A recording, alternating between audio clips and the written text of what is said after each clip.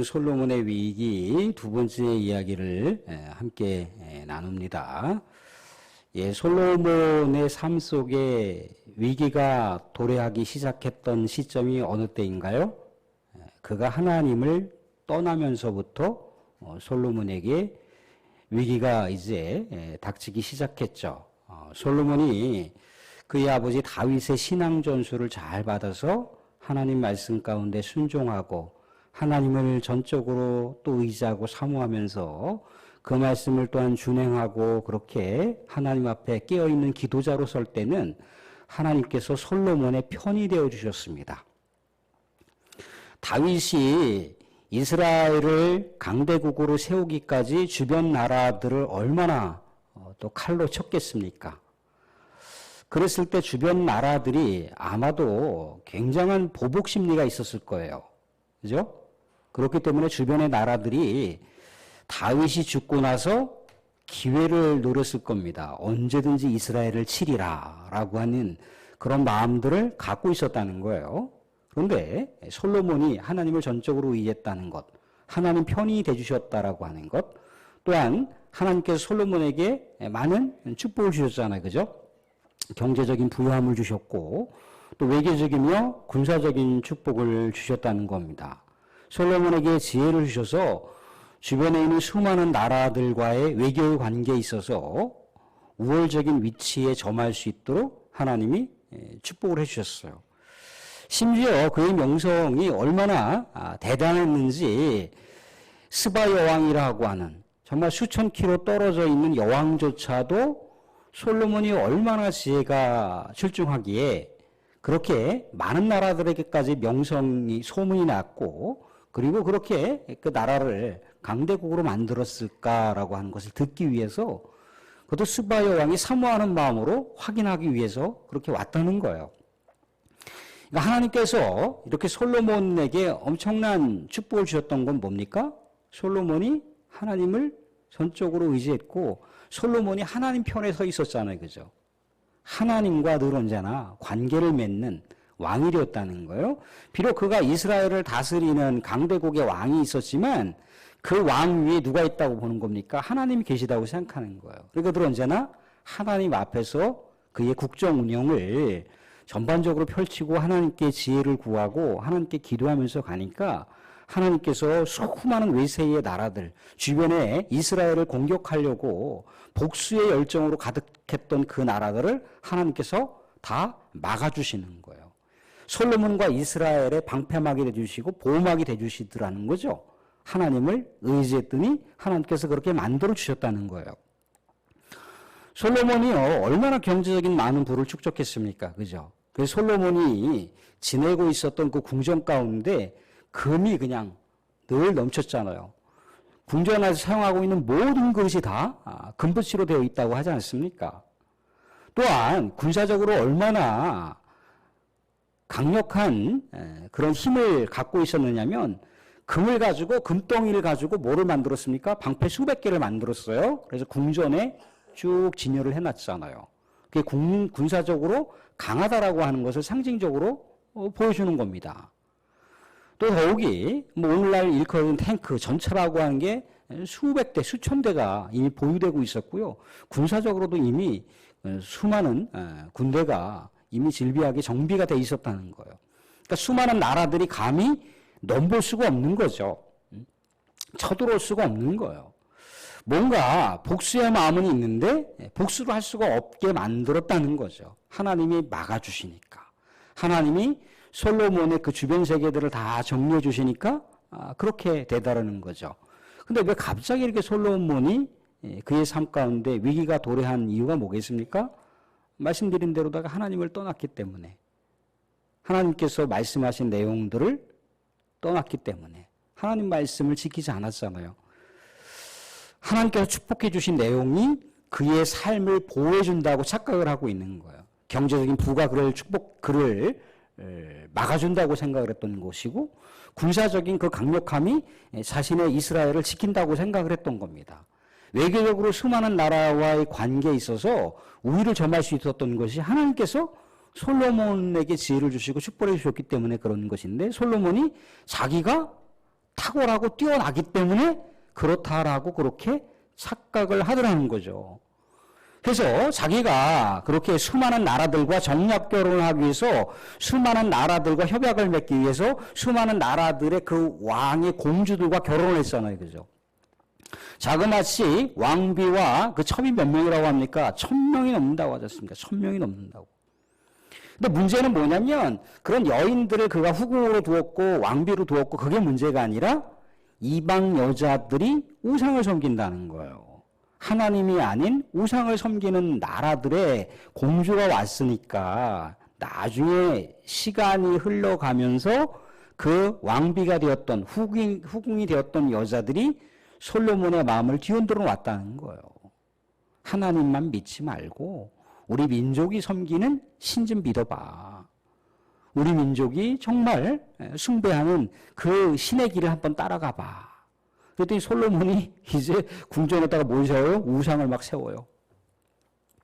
모압에 있는 우상을 세우고 암몬에 있는 우상을 세우고 뭐 애굽에 필요로 하는 여러 가지 우상을 세우고 뭐 그런 일을 이제 벌이기 시작하더라는 거죠. 하나님을 떠나기 시작했어요. 그러니까 하나님께서 저주하셨다라고 나와 있지 않습니까? 저주를 하셨다.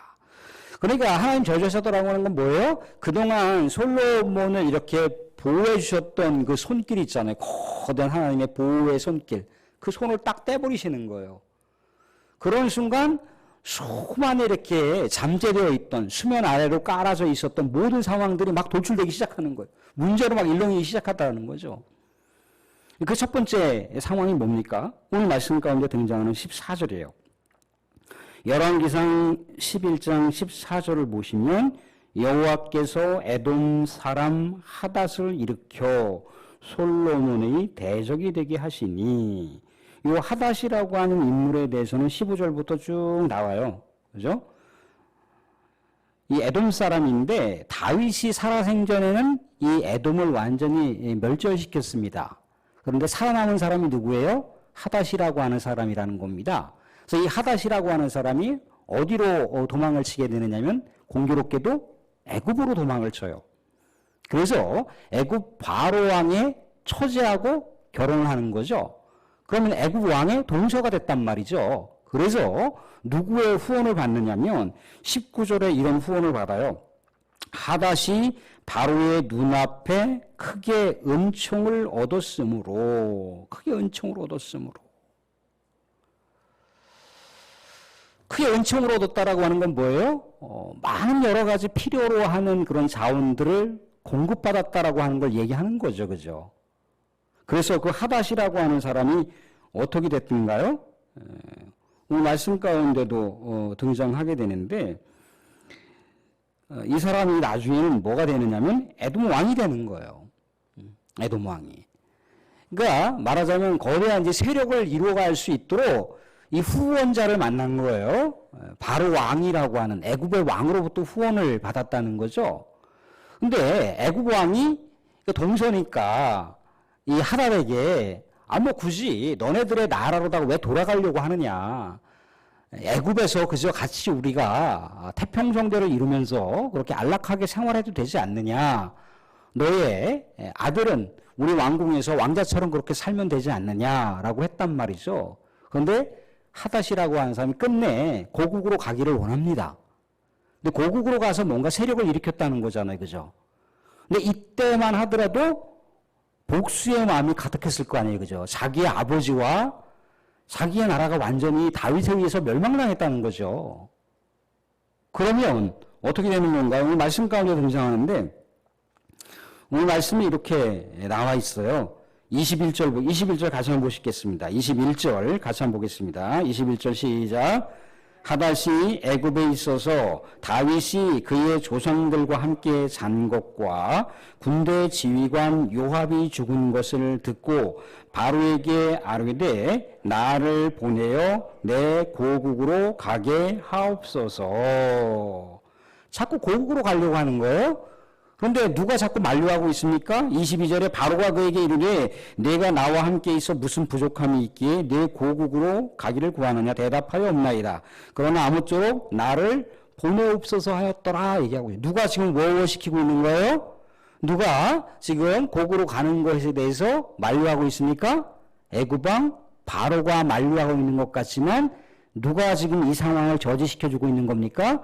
하나님께서 애굽왕 바로의 마음을 붙들고 계시는 거죠. 왜? 이때만 하더라도 솔로몬이 아버지가 죽고 신앙 전수를 온전하게 받았다는 겁니다. 하나님의 말씀을 붙들고 하나님을 사모하며 하나님께 깨어있는 왕이 되었다는 거예요. 그러니까 하나님께서 수많은 대적자들이 일어날 수 있는 그 문제 요소들을 다 눌러버려 놓고 계신 거예요. 다 수면 아래로다가 갈아놓은 거예요.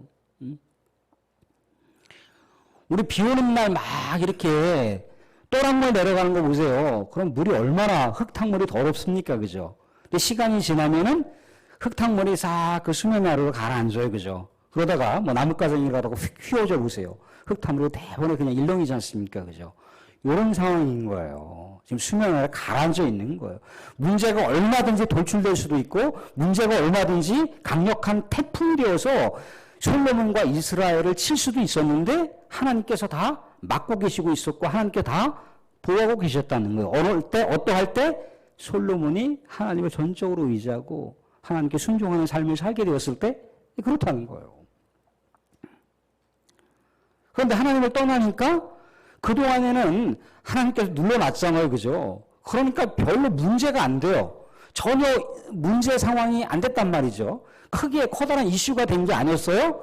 그런데 솔로몬이 하나님을 떠나자마자 하나님도 솔로몬과 이스라엘 지기 전 손을 놔버리셨거든요. 그러자마자 이제 수많은 주변에 있는 나라들이 이제 이스라엘을 공격하려고 준비태세를 갖추고 있는 거예요. 그래서 그 첫 번째 나라가 에돔 사람 하닷. 이게 이스라엘 지역으로 따지면 남쪽에서 이미 이제 하나님을 떠나자마자 남쪽에 있는 대적 세력들이 일어나는 거예요. 이제는 북쪽의 대적 세력이 일어나는데 그 북쪽의 대적 세력이 어떤 사람이냐면 23절 말씀 보겠습니다. 23절 말씀 보시면 하나님이 또 엘리아다의 아들 르손을 일으켜 솔로몬의 대적자가 되게 하시니 그는 그의 주인 소바 왕 하다네셀에게서 도망한 자라. 이 소바 왕국이라고 하는 족속도 다윗 왕 때 이미 다 무너졌던 민족입니다. 그런데 어떻게 했던가요? 솔로몬의 국정 초반에는 솔로몬이 얼마나 우리 하나님을 열정적으로 사랑했고 또 열정적으로 하나님 말씀 붙들고 깨어서 기도했던 왕이잖아요. 솔로몬이 하나님의 성전을 짓고 하나님 아버지 저 성전에서 멀리 떨어져 있는 우리 백성들이 솔로몬에서 멀리 떨어져 있고 타국 민족이라 할지라도 이 예루살렘 성을 이 하나님의 성전을 바라면서 기도하면 하나님께서 자비를 베풀어 주시고 긍휼을 베풀어 주시옵소서라고 그렇게 정말 우리 하나님 앞에 깨어서 기도했던 기도에 분투했던 그런 사람이었다는 거예요. 그럴 때는 모든 상황이 다 문제가 될 수 있었지만 하나님께서 다 막아주시는 거예요. 그거 문제 안 돼. 하나님께서 다 이렇게 처리해 주시고 있었어요. 그런데 하나님을 떠나자마자 무슨 상황이 된 거예요? 지금 전혀 문제가 안 됐는데 다시 문제가 생기는 거예요. 하나님이 또 엘리아다의 아들 르손을 일으켜 솔로몬의 대적자가 되게 하시니 우리는 이 억구를 통해서 잘못 오해하실 수가 있는 건 뭐냐면 하나님께서 이 대적자 르손과 솔로몬의 대적자 하닷을 막 이렇게 세우시는 게 아니에요. 하나님께서 그동안 보호해 주셨던 것들을 다 손을 철수해 버리시니까 모든 상황이 지금 대적의 상황이 돼버리는 거예요. 모든 상황이 지금 복수의 혈전이 돼버리다는 거죠. 이게 솔로몬의 위기였다는 거예요. 어느 정도까지 위기라고 얘기하고 있느냐면요. 오늘 말씀 가운데 25절 말씀 보시면 이런 얘기를 볼 수가 있습니다. 25절 보시면 솔로몬의 일평생에 하닷이 끼친 환난 외에 르손이 수려 왕이 되어 이스라엘을 대적하고 미워하였더라. 일평생에 솔로몬이 죽는 날까지 이 원어를 찾아보니까 24시간 내내 하루가 멀다 않고 요 하닷이라고 하는 사람과 르손이라고 하는 사람이 계속해서 솔로몬과 이스라엘을 괴롭혔던 거예요. 군사적으로도 괴롭히기도 했고 외교적으로도 괴롭히기도 했고 경제적으로 엄청난 손실을 보게 만들었던 그런 대적자들이 이들이었죠. 그런데 이 미워하다라고 하는 게 어떤 미워함이냐면 마치 하나님께서 우상을 섬기는 사람들을 굉장히 혐오하고 가증스럽게 여기셨잖아요. 그죠? 그러한 단어를 쓰고 있는 거예요. 솔로몬이 우상을 섬기고 하나님을 떠나자마자 수많은 대적 세력들이 하나님을 떠났을 때 하나님이 그렇게 혐오했던 그런 마음으로 솔로몬과 이스라엘을 괴롭히고 혐오했다라고 하는 거예요. 사랑하는 성도들, 왜 이렇게 솔로몬이 다시 거듭 말씀드리지만 하나님으로부터 그렇게 엄청난 축복을 받은 왕이잖아요. 그죠? 태평성대를 누렸잖아요. 그죠? 정말 솔로몬처럼 그의 이름이 뭡니까? 하나님을 사랑하는 자라고 했어요. 그 솔로몬이라고 하는 단어 자체가 샬롬이에요. 샬롬. 평화의 왕이라는 거, 평화의 왕. 근데 하나님을 떠나니까 그의 이름값도 못하고 있어요. 하나님을 그토록 사랑했던 솔로몬인데 하나님을 떠나자마자 그 사랑에 금이 가고 하나님께서 솔로몬을 그렇게 감싸주고 방패막이 되어주시고 보호막이 되셨는데 그게 한순간에 끝나버리기 시작하더라는 거죠. 전혀 자신의 상황에서는 그런 일이 일어나지 않을 거라고 생각을 했는데 하나님을 망각하자마자 하나님으로부터 부여받은 모든 축복들이 한순간에 상실되고 무너지고 파괴되기 시작을 하더라는 거예요. 그의 엄청난 그 강력했던 군사적인 힘이 이렇게 상실되어 가버리잖아요. 그가 수많은 나라들 가운데 그런 탁월한 어떤 외교적인 능력과 우월한 힘을 가지고 우월한 지혜를 가지고 수많은 나라들과의 외교적인 관계에서도 우위를 점했는데 수많은 외교적인 나라들 상황 속에서 이제 솔로몬을 인정하지 않는다는 거예요. 이스라엘을 인정하지 않는다는 거죠. 오히려 이스라엘을 오히려 가증스럽게 여기고 이스라엘을 오히려 혐오하는 그런 모습으로 전략을 하더라는 거예요. 솔로몬이 죽을 때까지 이러한 고통을 그가 받고 살았다라고 하는 것을 말씀 가운데 담고 있지 않습니까? 그죠? 솔로몬의 전도서를 생각해 보세요. 하나님을 떠나보니 온갖 부귀와 태평성대가 아무것도 아니었다는 거잖아요. 그죠? 허무했다는 거잖아요. 허무했다는 거. 결국 전도서가 주는 메시지가 뭡니까? 하나님을 떠나지 말라는 거예요. 핵심은 그거 하나예요. 하나님을 떠나지 말자. 그런데 본인이 하나님을 떠났다는 거예요. 하나님을 떠나니까 모든 것을 잃어버리게 됐다는 거예요. 그게 인생의 허무라는 겁니다. 사랑하는 성도들, 말씀을 맺겠습니다. 오늘 우리에게 주시는 말씀의 교훈은 뭡니까?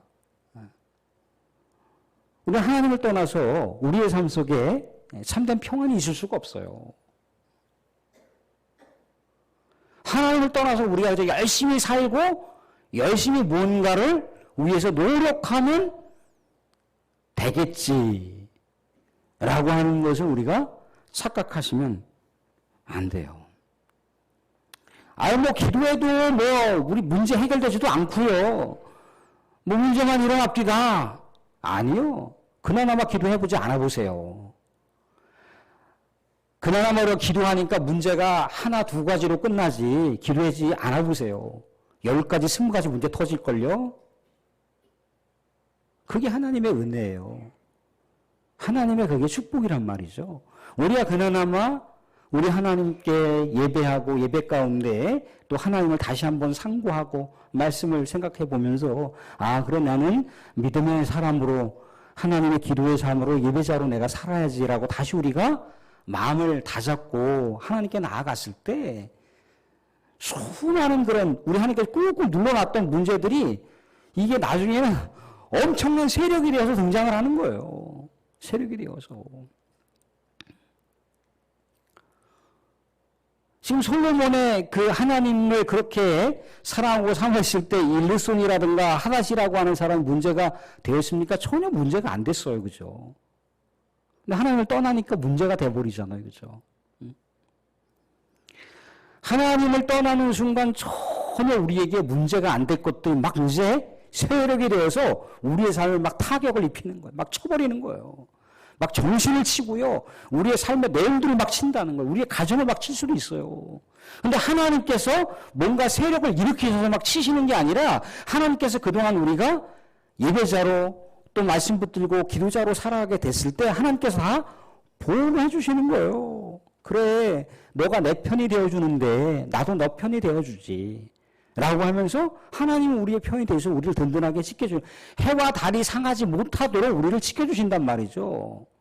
정말 잠들지 않는 깨어있는 눈동자가 되주셔서 우리 사랑하는 자녀들이 혹여라도 불이라도 물가라도 잘못 가서 어떻게 되는 거 아닌가 하면서 하나님께서 우리의 삶을 면밀하게 바라보시면서 그렇게 지켜주시고 보여주시는 거란 말이죠. 근데 우리가 그것을 모르는 경우가 너무 많아요.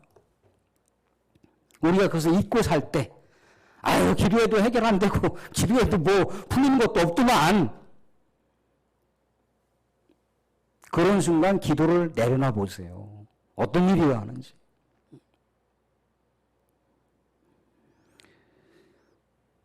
우리가 그동안에 이렇게 수면 아래로 쫙 가라앉아 있던 것들이 마치 뭐 아까 말씀드렸던 휘저어놓은 것처럼 흙탕물이 쫙 일렁이고 그동안 이렇게 잠복해 있던 것들이 막 터지는 거예요. 터지는 거예요. 사랑하는 성도들, 우리의 삶의 진정한 평안, 우리의 삶을 부욕해 하시고 또 우리의 삶을 늘 언제나 신실하게 붙들어 주시는 분은 하나님이라고 하는 것을 잊지 마시기 바랍니다. 늘 언제나 예수 그리스도를 믿는다라고 하는 것, 그 믿음의 길을 간다라고 하는 것은요, 고된 길입니다. 그렇지만 그 고된 길, 우리가 하려고 하면 힘들지만 성령을 우리가 의지하여 또 말씀 붙들고 또 깨어있는 예배자로, 깨어있는 기도자로 살게 됐을 때 우리는 솔로몬보다 더한 우리 예수님께서 이 세상에 줄 수 없는 하늘의 평강을 우리에게 주신다고 하지 않습니까? 샬롬을 주신다고 하지 않습니까? 물론 눈에 보이는 엄청난 축복을 우리에게 주실 수도 있어요. 또한 눈에 보이지 않는 엄청난 축복을 주실 수도 있습니다. 그런데 그것은 오롯이 우리가 주님 앞에 붙어 있을 때 가능하다는 거예요. 붙어 있지 않고 단절되는 즉시 하나님께로 받았던 모든 축복과 은혜들은 한순간에 물거품이 될 수 있다라고 하는 것을 우리가 생각하며 언제나 우리 하나님 앞에 참된 예배자로 깨어있는 예배자로 우리의 하늘 하나님께서 주시는 진정한 평안을 우리의 삶과 또 가정과 일터에서 충만하게 누리실 수 있는 저와 여러분들이 될 수 있기를 주님 여러분 축원드립니다.